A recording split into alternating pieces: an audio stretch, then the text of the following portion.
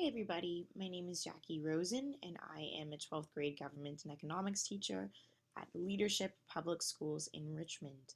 My unit plan that I will be talking about today covers Article 1 of the U.S. Constitution and truly gets into both the broad details and the really nitty-gritty details of what makes the legislative branch what it is.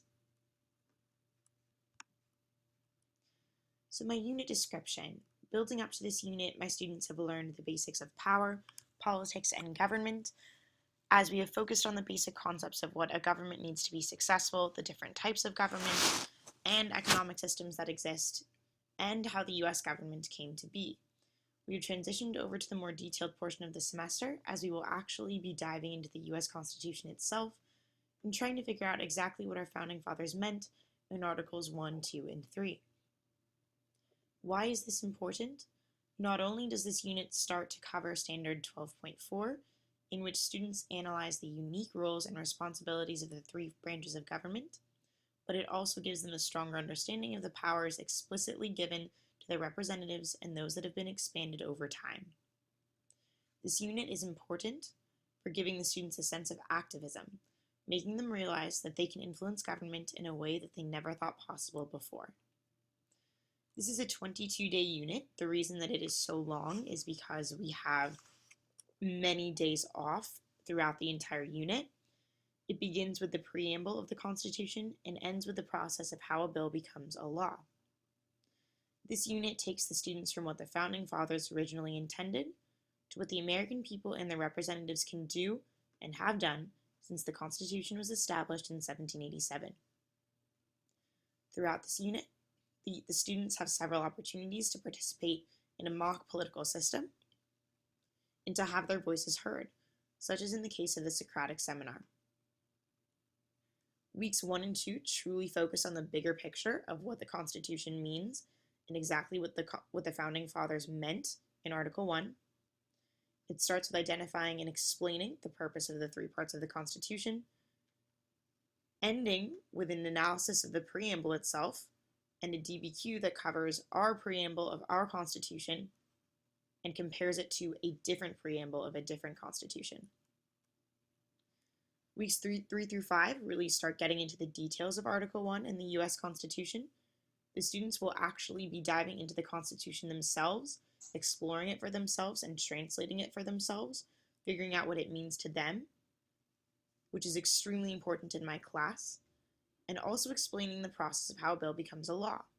They will have several opportunities to have their voices heard, from the Socratic Seminar to several case study analyses in which they will be able to explain to their partners their own feelings about the cases themselves.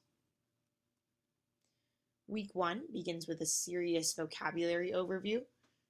The students will be jigsawing a lot of this vocabulary in order to minimize direct instruction and to definitely highlight student participation instead. Examples of these acts of student participation are just over here with my jigsaw for the guiding principles of the Constitution, two of which are popular sovereignty and the rule of law. After they discuss the main vocabulary for this unit, they're going to do a gallery walk on the actual language of the preamble, in which they will determine for themselves exactly what the Founding Fathers meant by the preamble and what the preamble means to them. Then they will be analyzing a different preamble from a different constitution and comparing it to ours, which will culminate in a document-based question performance assessment. For my document-based question performance assessments, I typically have my students use a CCEJ format in which they must identify the claim, the clarification of the claim, evidence to support that claim, and finally, justify exactly what that evidence proves. The document-based question that they will be focusing on in this unit is as follows. To what extent does the phrase "we the people," as used in the preamble of the U.S. Constitution, represent the relationship between the states and the national government? This will set them up very well for a discussion of federalism. In week 3, they will start diving into Article 1 itself, actually getting into the nitty-gritty details such as how often are members of the House elected and how do they decide how many representatives will serve in the House per state. They will also be jigsawing the sections of this article, the sections of Article 1. A certain person will have Section 2, for example, another person will have Section 3, and they will then share their findings with their group members.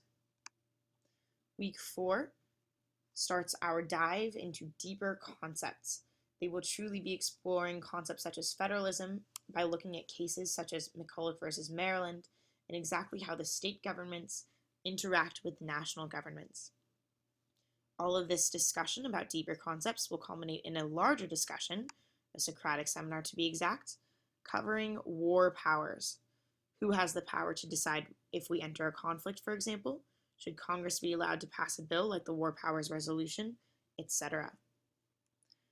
Then finally, in week 5, the students will get into the super nitty-gritty details with regard to exactly who represents them in the legislative branch, putting names to the concepts that we have gone over thus far, and figuring out whether or not these congressional representatives actually represent them and what they believe themselves. So I felt that this was a very successful unit overall. Students were given several opportunities to explore the Constitution for themselves and to express their own opinions about the U.S. government, with little teacher input except to guide and correct misunderstandings. This unit prepared my students for their impending entry into college, showing them what it is like to participate in a full class discussion and exactly what a professor expects when you need to read and understand something for yourself. It also gave them a lot of literacy practice with the document-based question assignment. It truly helped them practice their writing and reading skills. Something I would change for next time is to perhaps have the DBQ after the unit itself, creating a mini unit on the subject that we had just learned before. I would rather not break up the content next time in order to sort of provide a much easier flow for my students.